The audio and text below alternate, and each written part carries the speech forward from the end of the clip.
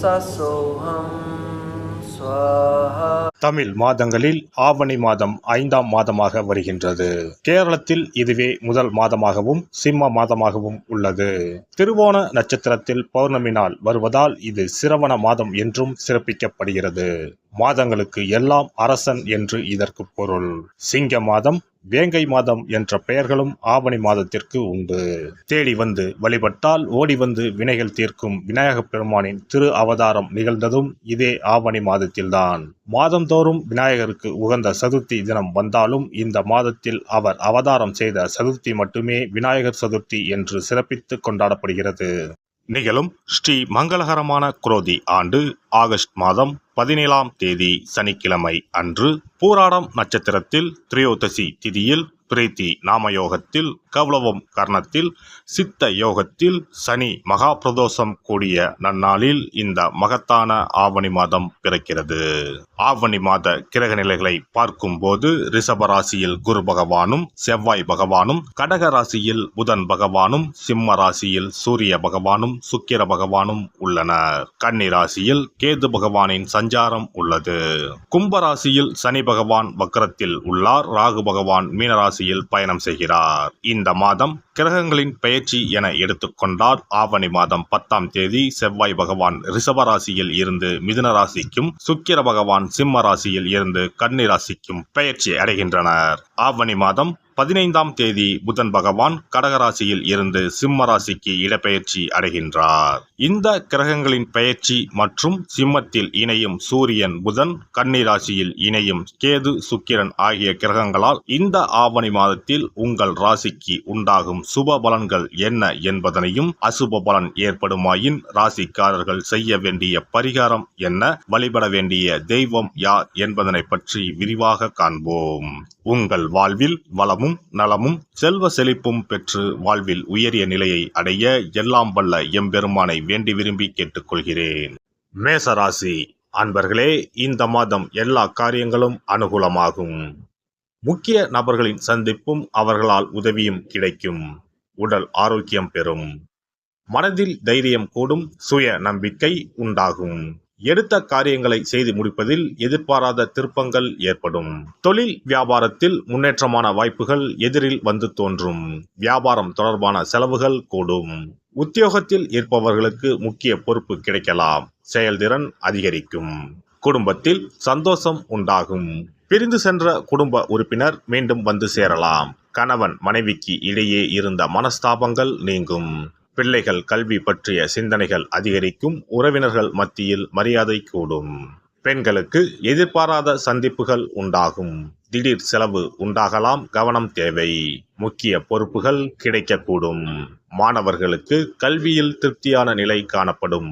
தன்னம்பிக்கை அதிகரிக்கும். நட்சத்திர பலன்கள். அஸ்வினி நட்சத்திரம். இந்த மாதம் உறவினர்கள் வகையில் தவிர்க்க முடியாத சுப செலவுகளை சுமக்க நேரும். முக்கியமான பயணமும் முக்கிய பிரமுகர்களின் சந்திப்பும் உண்டாகும். அது உங்கள் எதிர்காலத்திற்கு நல்ல அஸ்திவாரமாக இருக்கும். சிலர் கூட்டு முயற்சிகளில் லாபம் தேடலாம். சிலர் குடும்பத்தினரோடு கூட்டு சேர்ந்து தொழில் செய்து லாபம் பார்க்கலாம். பரணி நட்சத்திரம். இந்த மாதம் ஆரோக்கியம் நன்றாக இருக்கும். தொழில், வேலை, உத்தியோகம் ஆகியவற்றில் வெற்றி அடையலாம். சேமிப்பும் அடையலாம். உங்கள் உழைப்பும் நம்பிக்கையும் உங்களுக்கு முழுமையான பலனையும் திருப்தியையும் தரும். எதிர்ப்பும் இடையூறும் ஒருபுறம் இருந்தாலும் உங்களின் தன்னம்பிக்கையாலும் தைரியத்தாலும் அவற்றை போராடி எதிர்த்து நின்று வெற்றி கொள்வீர்கள். கார்த்திகை நட்சத்திரம். இந்த மாதம் கடமைகளை காப்பாற்றுவீர்கள். பொருளாதாரத்தில் பிரச்சனை இருக்காது என்றாலும் வைத்திய செலவும் அல்லது வீண் விரய செலவும் தவிர்க்க முடியாததாக இருக்கும். அதனால் சில சமயம் விரக்தி ஏற்படலாம். மனதில் ஆறுதலும் நம்பிக்கையும் உண்டாகும். தொழில், வியாபாரம், உத்தியோகத்தில் பிரச்சனைகள் எதுவும் இருக்காது. சுவாமிமலை முருகனை வணங்கி வர காரிய வெற்றி உண்டாகும். கவலைகள் தீரும். கந்த சஷ்டி விரதம் இருந்து முருகனை வணங்க பிரச்சனைகள் குறையும். மனதில் அமைதி உண்டாகும். சிறப்பு பரிகாரம். சொந்த வீடு அமைவதற்கு ஆன்மீக பரிகாரம். சொந்த வீடு கனவு நிறைவேற வேண்டும் என்பதற்காக எத்தனையோ கோவிலுக்கு சென்று எத்தனையோ பூஜை வழிபாடு என செய்தும் ஒன்றும் நடக்கவில்லை என்பவர்கள் வீட்டிலேயே இந்த எளிய பரிகாரத்தை செய்து வந்தால் நல்ல பலன் கிடைக்கும். எளிமையான இந்த 2 பரிகாரங்களை செய்து வந்தால் விரைவில் சொந்த வீடு யோகம் அமையும். அதனால் நம்பிக்கையுடன் இந்த சக்தி வாய்ந்த வழிபாட்டை செய்து வரவும். எவ்வளவுதான் சொத்து பணம் இருந்தாலும் நமக்கென்று ஒரு வீடு இல்லை என்றால் அது மனக்குறையாகவே இருக்கும். சொந்த வீடு வாங்க முடியவில்லையே என்பது பலரின் ஏக்கமாகவும் கனவாகவும் இருந்து வருகிறது.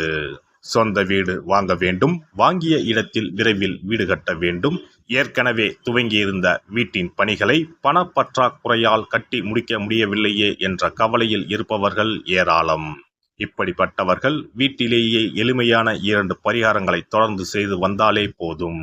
சொந்த வீடு வாங்க வேண்டும் என்று நினைப்பவர்கள், அதற்கான முயற்சியில் ஈடுபட்டிருப்பவர்கள் ஒரு சிறிய அகல் விளக்கில் விளக்கெண்ணெய் ஊற்றி தீபம் ஏற்ற வேண்டும். மகா விஷ்ணுவின் அவதாரங்களில் ஒன்றான வாமனரை மனதில் நினைத்து சொந்த வீடு அமைய வேண்டும் என்று பிரார்த்தனை செய்து கொண்டு மாதந்தோறும் வரும் திருவோண நட்சத்திரத்தன்று வீட்டின் அக்னி மூலையான தென்மேற்கு மூலையில் இந்த விளக்கை ஏற்றி வைக்க வேண்டும். அக்னி திசை என்பது மண்ணுக்குரிய திசையாகும். அதாவது அங்காரகன் எனப்படும் செவ்வாய் பகவானுக்கு உரிய திசை இதுவாகும். 3 அடி மண் கேட்டு 3 உலகையும் அளந்தவர் வாமனன். அதனால் அவரை நினைத்து பால் பாயசம் நிவேதனமாக படைத்து வழிபட்டு வந்தால் விரைவில் சொந்த வீடு யோகம் அமையும். மற்றொரு பரிகாரமாக வீட்டில் பயன்படுத்தும் காமாட்சி விளக்கு அல்லது கஜலட்சுமி விளக்கு அல்லது வழக்கமாக பயன்படுத்தும் ஏதாவது ஒரு விளக்கை எடுத்துக்கொள்ளுங்கள். விளக்கை சுத்தம் செய்து மஞ்சள் குங்குமம் வைத்து வாசனை மிகுந்த வெள்ளை நிற பூக்கள் சாற்றுங்கள். பிறகு 5 ரூபாய் நாணயத்தை விளக்கிற்குள் போட்டு நெய் அல்லது எண்ணெய் ஊற்றுங்கள். ஒரு சிறிய தட்டின் மத்தியில் மஞ்சள் குங்கும பொட்டு வைத்து அதன் மீது 5 ரூபாய் நாணயத்தை வைத்து நாம் ஏற்கனவே தயார் செய்த விளக்கை இதில் வைத்து விளக்கினை ஏற்ற வேண்டும். தினமும் காலையில் 6 மணி முதல் 7 மணிக்குள் இந்த விளக்கை ஏற்றி வந்தால் விரைவில் வீடு கட்டுவீர்கள். 5 ரூபாய் நாணயம் என்பது குபேரனுக்கு உரியதாகும். இதை விளக்கில் போட்டு ஏற்றுவதால் வீடு கட்டுவதற்கான அல்லது வீடு வாங்குவதற்கான பணம் ஏதாவது ஒரு வழியில் உங்களுக்கு கிடைக்கும். காலை 6 மணி முதல் 7 மணி வரையிலான நேரம் என்பது ஞாயிற்றுக்கிழமையில் சூரியன், திங்கள் கிழமையில் சந்திரன், செவ்வாய்க்கிழமையில் செவ்வாய், புதன் கிழமையில் புதன், வியாழக்கிழமையில் குரு, வெள்ளிக்கிழமையில் சுக்கிரன், சனிக்கிழமையில் சனி என நவக்கிரகங்களில் பாவ கிரகங்களான ராகு கேதுவை தவிர்த்து மற்ற 7 கிரகங்களையும் குறிக்கும் ஹோரை நேரமாகும். இந்த நேரத்தில் விளக்கு ஏற்றுவதால் நவக்கிரகங்களின் அருள் கிடைத்து பூமி யோகம் உண்டாகும். எந்த ஒரு பரிகாரம் என்றாலும் மனதில் முழு நம்பிக்கையோடும் இறைவனை உறுதியாக வேண்டி வழிபாடு செய்தால் மட்டுமே பலன் தரும்.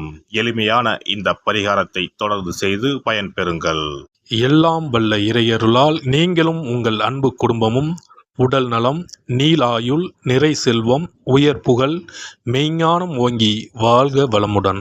இந்த வீடியோ பதிவு உங்களுக்கு பிடித்திருந்தால் லைக் பண்ணுங்க, கமெண்ட் பண்ணுங்க, ஷேர் பண்ணுங்க, மறக்காம சப்ஸ்கிரைப் பண்ணுங்க, பக்கத்துல இருக்கிற பெல் பட்டனை கிளிக் பண்ணுங்க. நன்றி, வணக்கம். ஓம் நமச்சிவாய. சிவாய நம.